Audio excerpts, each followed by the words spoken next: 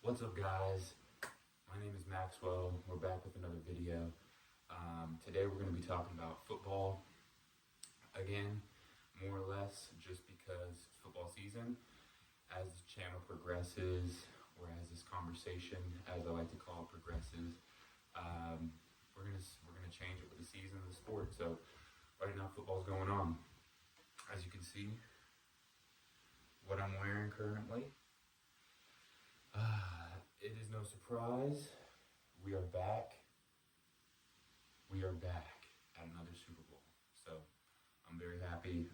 The real ones know whose number this is and whose name is on the back. Should be a given. If you don't know, watch my previous video and I talked about him. So let's get right into it. I appreciate everybody again supporting me throughout this conversation, throughout this journey. And as you can tell, I took some good critical feedback from some people that I'm close with, and honestly not close with either at the current moment, and given some nice background, you know what I'm saying, set the vibe, set the tone. Yeah, continue to do that. I really appreciate everybody giving suggestions. It only makes me get better, and it's also fun to just hear other people's ideas and seeing how other people are doing. So exactly what I just said. Keep on doing your guys' things. Let me know what you guys think. I really appreciate it. And so let's get into the game itself and the games itself.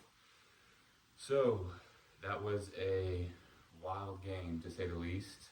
Again, there were some critical calls and some critical moments. I discussed that again in my last video. If you guys want to check that out, that would be awesome. But we'll move on. Yeah, again, critical calls and some critical plays. And I think what I'm beginning to realize now more and more as I watch sports and as I go down a path of still learning and still becoming a student of the game and a student of the sport in general and multiple sports, is that us human beings really enjoy seeing a rise and a fall. We love a good storyline. I think, and that's exactly what sports are. They provide a great storyline for us to keep track of, for us to watch season by season, whose team's up, whose team's down, and that's the beautiful thing about sports. Each and every sport brings that to a certain degree, to a certain level, and it's just really cool to see that across time. In human history, sport has always been, something there. It's been constant, and whether that's, just playing for. I guess back in really long time ago, they were playing for probably lives. Like you think of Gladiator and stuff like that. Me and my brother always talk about, imagine Skip Bayless and Stephen A. Smith and Shannon Sharp, all just talking about the gladiators, who's gonna win, who's gonna kick ass in this match. They're dressed in the mammoth skin, and they're just have headgear on, and they're just going to town talking about it. And who knows if that was actually happening, but I'm gonna say it did. Me and my brother are, and we're gonna roll with it. And if you like it, then let's keep on going on that train. So, but sports have been a constant. That's just an example. So it's really cool to see that over time, what it looks like, and over time as we evolve, the sports evolve. And so each chapter of history, human history and sports history, there's going to be a hero and a villain, and more likely than not, we think of a lot of impactful sports figures across time. You can think of Michael Jordan, we can think of Joe Montana, we can think of Bo Jackson, Babe Ruth, LeBron James, Tom Brady, Patrick Mahomes, all of these, Stephen Curry even, all of these players impacted the game in a way, and each time there's a moment where they rise and somebody falls, and more likely than not, that rise is viewed as a hero, and then the fall is viewed as the villain, more or less. And I think LeBron was a hero for a while in his first stint in Cleveland, and then he went to Miami. That made him the villain, and he took that on, and he stepped into that more or less, and he just embraced that role. And I think all athletes who get to a certain point of greatness are going to be viewed that way, just because humans like variability, I believe, and watching something over and over and over again and knowing what the result or the outcome is going to be gets tiring, and I can understand that, but you can't discredit the greatness that comes along with it, and you can't discredit what is actually happening, because if you don't give it credit, then you're just going to be disappointed, and you're not going to be able to appreciate what you're witnessing, what we're witnessing. And that's just greatness happening.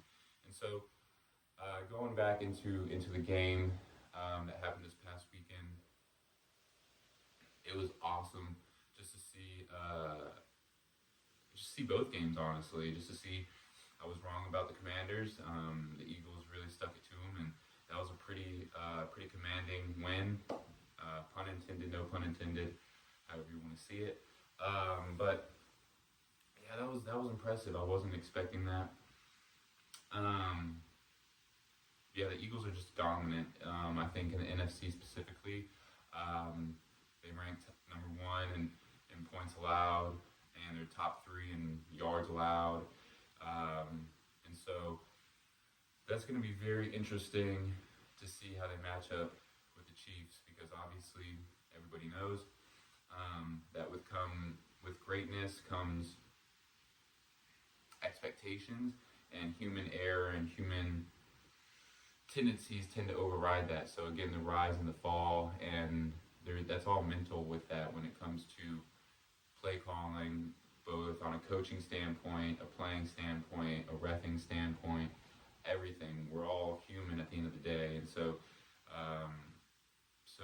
there's that aspect to it again as well.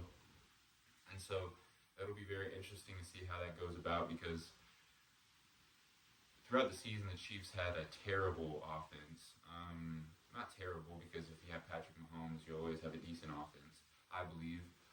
It'd be interesting to see what happens when Andy Reid is no longer involved in that, because that'll kind of really tell, what kind of player he is. But regardless, the Chiefs' offense was lackluster for sure. We had a lot of injuries, so that's understandable. But even still, there's not a whole lot of the flashy plays that we're used to. There's not a whole lot of any of that, which actually is okay. Winning close games, winning in general in the National Football League is difficult. So that's really impressive in my eyes. No matter who kind of is next man up, they're able to, because of how good they are, because of how great they are. They attract a lot of athletes that want second stints. Kareem Hunt, Samaj Piran, all these people that are not fresh out of college, who can still run the ball, and it's really cool to kind of see that take place and be in support of that. I've always been on the opposite end of that, being frustrated to see. I mean, I guess this is a different example completely, but being frustrated to see obviously Kevin Durant. The rich get richer, Kevin Durant going to the Warriors and all that. I mean, I guess that's a one-off, because that's a different conversation for a different time. But we will talk about that one of these days. So going back to the Chiefs' offense, everybody's kind of getting healthier. Kelsey's finding his groove at the right time in the right moment, which is impressive, which is a true professional. You turn on the Jets at the right moment, and he's doing that right now. So it'll be interesting to see how much they want to go to him early on or not. I would say they should, for sure, especially if you want to even get into a rhythm offense. I think getting Kelsey involved opens up the playbook for a lot of different things, especially running the ball too. So get him going early. If I were the Chiefs, I would receive first because you don't want to get in a shootout. You don't want to play behind of this Eagles team because if you play behind on a team like this who has a great running attack and a great solid defense, those teams are built for championships. That is a championship-built team because then at that time you can just control the clock, run the ball, time of possession, and then you're left, throwing Hail Marys towards the end of the game. And so it'll be really interesting to see how that gets off to a start because the Chiefs got to get right out of the gate. Going into a shootout will not benefit them in terms of towards taking shots downfield in desperate times, desperate moments. You look back at the Chiefs versus the Bucs, and that's pretty much kind of what all it was. It was a dominant defensive team. Now, granted, we do have a few injuries on the offensive line, but I think we're playing pretty impressive nonetheless. And so our offensive line is definitely better than when we played against the Bucs. So it'll just be a fun match to see in the trenches, for sure. I'll give my score prediction. I think it'll be a pretty convincing win, honestly. Just for the simple fact, I don't think the Eagles have played a team of the Chiefs' caliber in the NFC. You think of the AFC, it's just dominant. You have all these different quarterbacks, all these different running backs. The talent is definitely in the AFC, I believe, and so I'm gonna take a 24-14 Chiefs win. I'm gonna take that. I think. What are you guys' predictions? What are your guys' score predictions? I'd love to hear it. That's really all that I think I got at this moment. It's been a great day. The sun's shining outside, so it's a beautiful Saturday, February 1st. So I hope everybody has a great rest of your Saturday. And I look forward to next time we have a conversation. Deuces.